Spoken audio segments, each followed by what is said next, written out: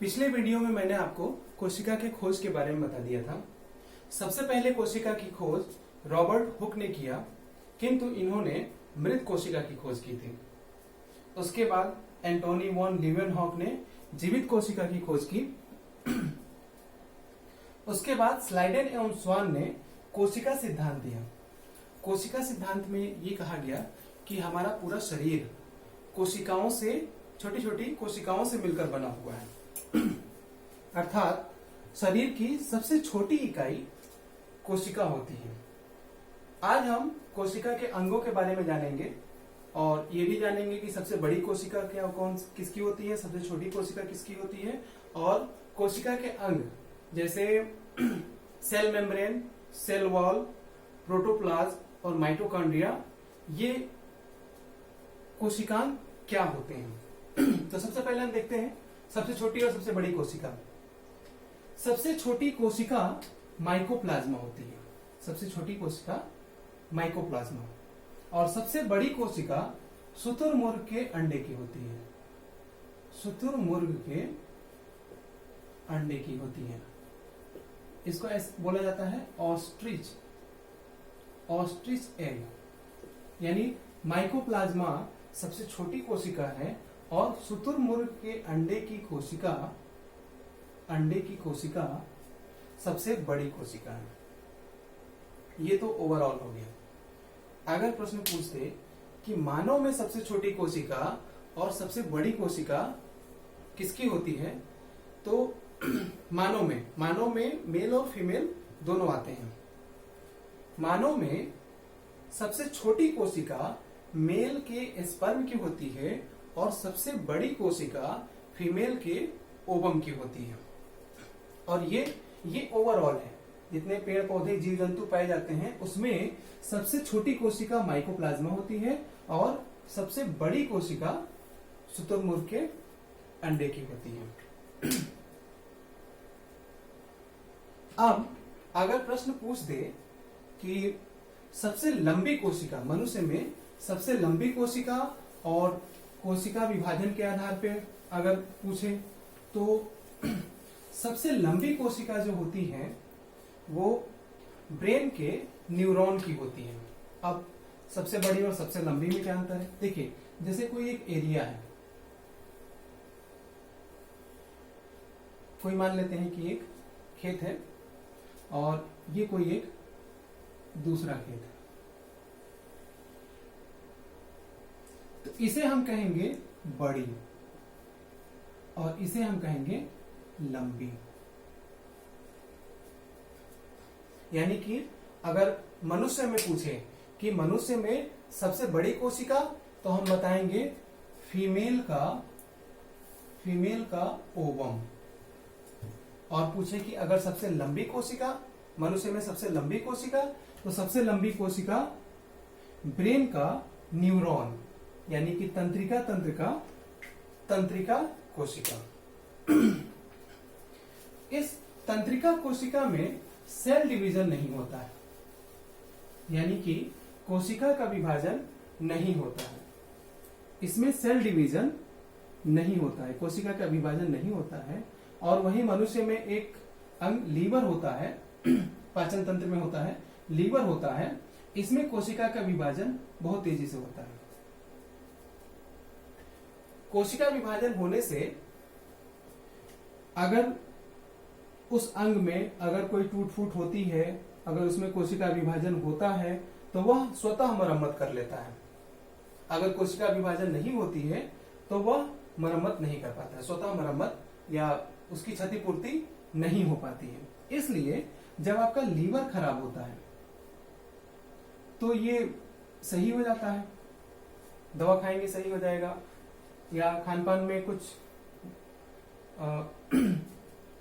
Time table सही करेंगे खान पान का तो सही हो जाएगा, या परहेज करेंगे कुछ तो लीवर फिर सही से फिर काम करने लगता है। लेकिन अगर ब्रेन में अगर आपको चोट लग गई तो फिर ये सही नहीं होता है, क्योंकि इसमें सेल डिवीजन नहीं होता है। अगर पूछे कि मनुष्य के अंग में किस भाग में सेल डिवीजन सबसे कम होता है, यानी कोशिका विभाजन सबसे कम होता है, तो न्यूरॉन में सेल डिवीजन सबसे कम होता है और लीवर में सेल डिवीजन सबसे ज्यादा होता है। अब हम कोशिका के बारे में और देखते हैं विस्तार से। देखिए, ये एनिमल सेल है। एनिमल सेल ये 2D व्यू है और ये 3D व्यू है दोनों एक ही चीज। ये भी एनिमल सेल है, ये भी एनिमल सेल है, सिर्फ व्यू का अंतर है। ये 3D व्यू है, 3 डायमेंशनल व्यू है, और ये 2D व्यू है। ये बोर्ड पे बनाने में आसानी रहती है, इसलिए इसको बोर्ड पे बना करके ऐसे समझा दिया जाता है।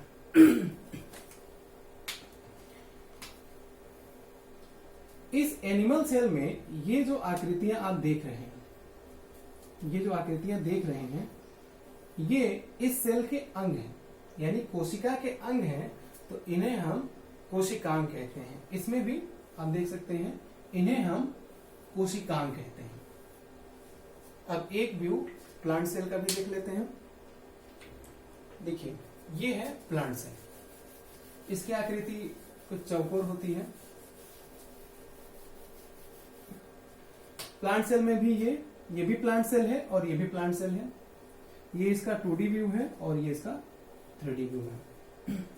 इसके अंदर भी कोशिकांग पाए जाते हैं, यानी एनिमल सेल में भी कोशिकांग पाए जाते हैं और प्लांट सेल में भी कोशिकांग पाए जाते हैं।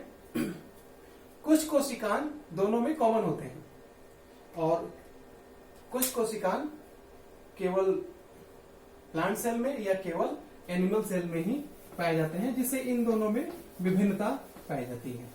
जब सबसे पहला स्तर, सबसे छोटी इकाई सेल में ही अंतर हो जाएगा, तो फिर उनके बनावट में और कार्य करने की क्षमता में और कार्य में बहुत सारी चीजों में अंतर हो जाते हैं। इस वीडियो में हम एनिमल सेल के विषय में ही चर्चा करेंगे। देखिए, ये है एनिमल सेल। एनिमल सेल में सबसे पहले हम जानते हैं कि सेल मेम्ब्रेन क्या होता है। सबसे पहले हमें जानना है पहला कोशिकांग, सेल मेम्ब्रेन।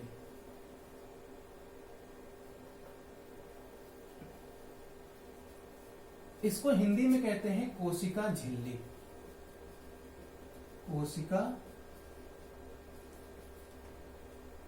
कोशिका झिल्ली। देखिए, ये एक एनिमल सेल है। इसके बाहर ये एक पतली झिल्ली पाई जाती है, अर्धपारगम्य झिल्ली होती है।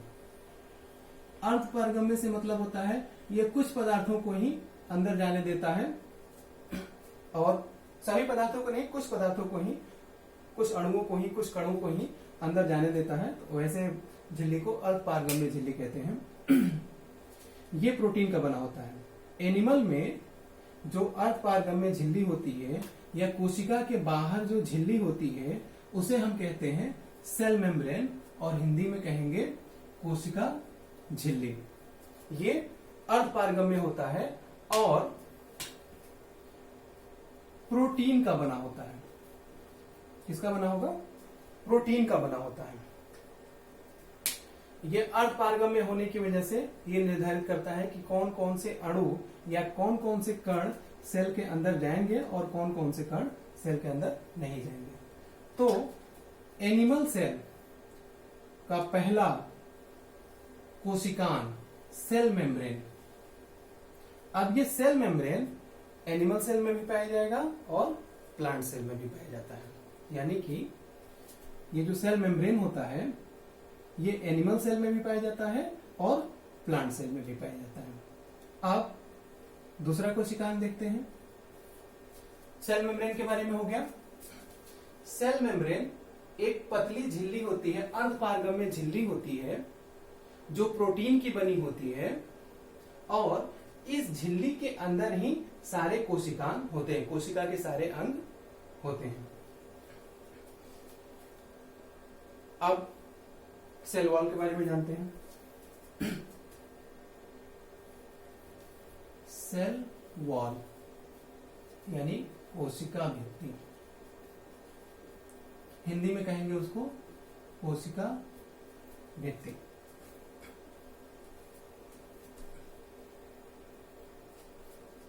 कोशिका भित्ति केवल प्लांट सेल में पाई जाती है, कोशिका भित्ति एनिमल सेल में नहीं पाई जाती है।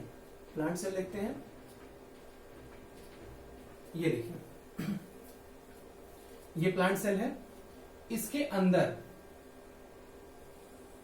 की जो झिल्ली है इसे तो हम कहेंगे सेल मेम्ब्रेन, और ये प्रोटीन की बनी होगी। इसके बाहर एक और झिल्ली पाई जाती है जो पेड़ पौधों को एक्स्ट्रा सुरक्षा देता है, उसे हम कहते हैं सेल वॉल। सेल वॉल जो बना होता है वो सेलुलोज का बना होता है, सेल वॉल सेलुलोज का बना होता है, जबकि सेल मेम्ब्रेन किसका बना होता है? प्रोटीन का। सेल मेम्ब्रेन प्रोटीन का बना होता है और सेल वॉल सेलुलोज का बना होता है। पेड़ पौधे के सेल वॉल का हम लोग बहुत यूज करते हैं। जो आप कागज बनता है, कागज सेलुलोज का बना होता है, उससे जो नोट बनते हैं, नोट जो करेंसी हम लोग यूज करते हैं वो सेल वॉल का बना होता है, सेल वॉल सेलुलोज का होता है, उसी का बना होता है। कपड़े हमारे जो बनते हैं, सूती कपड़े, वो सेलुलोज के बने होते हैं। तो दो अंगों के बारे में हमने जाना।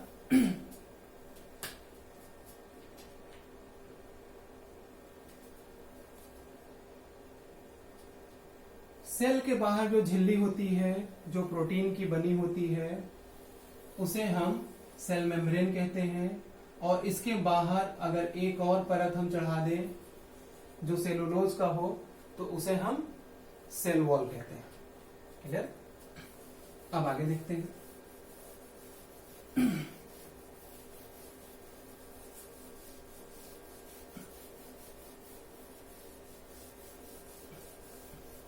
अब कुछ चीजें जैसे कवक होता है, तो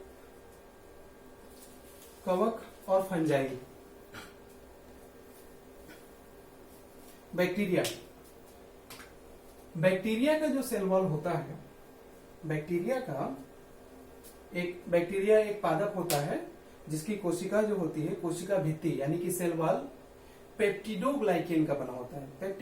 पेप्टिडोग्लाइकेन एक पॉलीसेकेराइड होता है। इसको जब उसमें कार्बोहाइड्रेट पढ़ाएंगे तो इसको विस्तार से बताएंगे, लेकिन ये याद करने की चीज है। बैक्टीरिया यानी कि जीवाणु एक पादप होता है और इसका सेल वॉल जो होता है पेप्टिडोग्लाइकेन का बना होता है। और कवक को हिंदी में फफूद कहते हैं। फफूद का जो सेल वॉल होता है ये काइटिन का बना होता है। काइटिन भी एक पॉलीसेकेराइड है। अब देखिए सेल मेम्ब्रेन हो गया और इसके बाहर अगर हम एक और परत चढ़ा दें सेलुलोज का तो उसे हम सेल वॉल कहेंगे। इस सेल मेम्ब्रेन के अंदर एक लिक्विड भरी रहती है, एक गाढ़ा पदार्थ भरा रहता है, उसे हम प्रोटोप्लाज्म कहते हैं।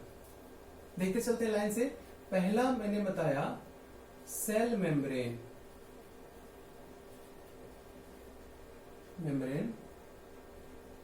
दूसरा सेल वॉल, कंफ्यूज नहीं होना है। सेल मेम्ब्रेन सब में पाया जाएगा, प्लांट सेल, एनिमल सेल सब में पाया जाएगा। सेल वॉल सिर्फ प्लांट सेल में पाया जाएगा, ये प्रोटीन का बना होता है। और सेल वॉल जो होता है वो सेलुलोज का बना होता है।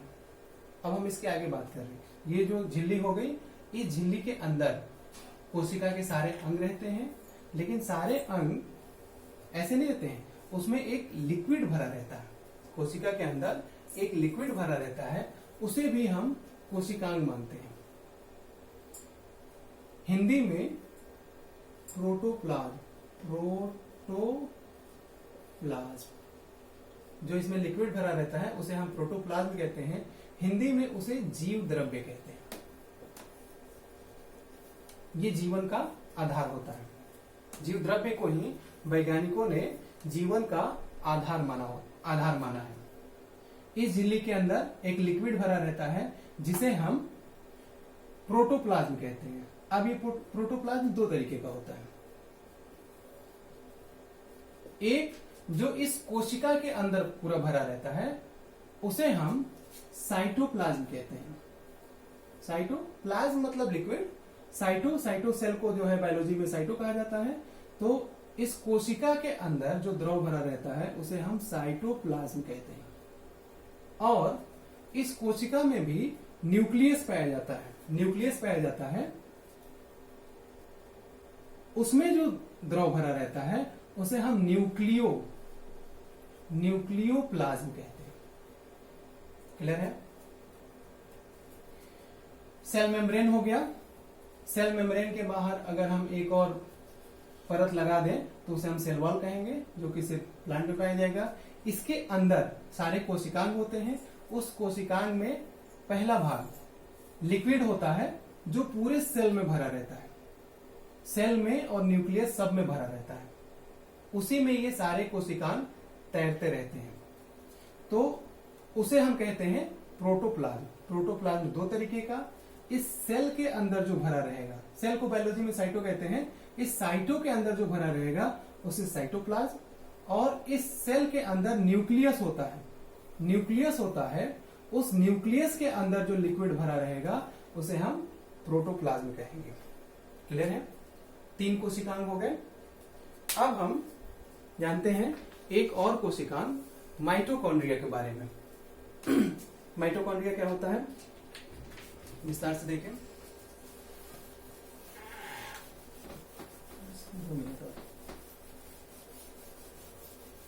देखिए, ये आकृति माइटोकॉन्ड्रिया की है। पिछले आकृति में जाकर देखते हैं। देखिए, ये एनिमल सेल है और इसमें जो लिक्विड भरा रहता है इसी में माइटोकॉन्ड्रिया स्थित रहता है। मतलब इस साइटोप्लाज्म में माइटोकॉन्ड्रिया रहता है।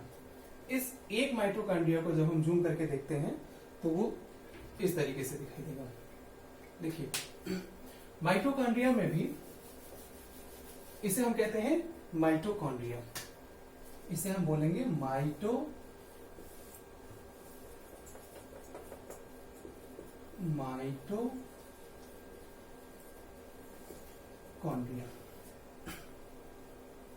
ये भी एक कोशिकांग है। ये दोहरी झिल्ली का बना होता है, डबल वॉल का बना होता है। इसके बाहरी दीवारों को क्रिस्टी कहते हैं। ये प्रश्न बार बार पूछता है कि माइटोकॉन्ड्रिया, बाहरी नहीं, आंतरिक दीवारों को। बाहरी को तो आउटर मेम्ब्रेन कहेंगे और इसके आंतरिक दीवारों को क्रिस्टी कहते हैं। माइटोकॉन्ड्रिया के आंतरिक दीवारों को क्रिस्टी कहते हैं। इस माइटोकॉन्ड्रिया में क्रेब्स चक्र चलता है, यानी क्रेब्स साइकिल चलता है, जिससे ऊर्जा बनती है। इसलिए माइटोकॉन्ड्रिया को पावर हाउस या शक्ति गृह या रसोई घर या किचन, सेल का पावर हाउस भी कहा जाता है। ये दोनों क्वेश्चन बहुत इंपॉर्टेंट है, बार बार पूछता है कि माइटोकॉन्ड्रिया के आंतरिक दीवारों को क्या कहते हैं। तो माइटोकॉन्ड्रिया के आंतरिक दीवारों को क्रिस्टी कहते हैं और इसे सेल का यानी कोशिका का पावर हाउस भी कहते हैं। इसमें क्रेब्स चक्र चलता है। क्रेब्स चक्र, इसमें क्रेब्स चक्र चलता है। इसी के फलस्वरूप ऊर्जा बनती है। क्रेब्स चक्र में 38 एटीपी मिलकर, एटीपी इसके बारे में और विस्तार से बताएंगे। 38 एटीपी का फुल फॉर्म होता है एडिनोसिन ट्राइफॉस्फेट, यानी 38 एटीपी मिलकर के ग्लूकोज बनाते हैं, जिससे हमें ऊर्जा मिलती है। इसलिए माइटोकॉन्ड्रिया को सेल का पावर हाउस भी कहते हैं। इस वीडियो में बस इतना ही। नेक्स्ट वीडियो में हम कोशिका के और अंगों के बारे में जानेंगे।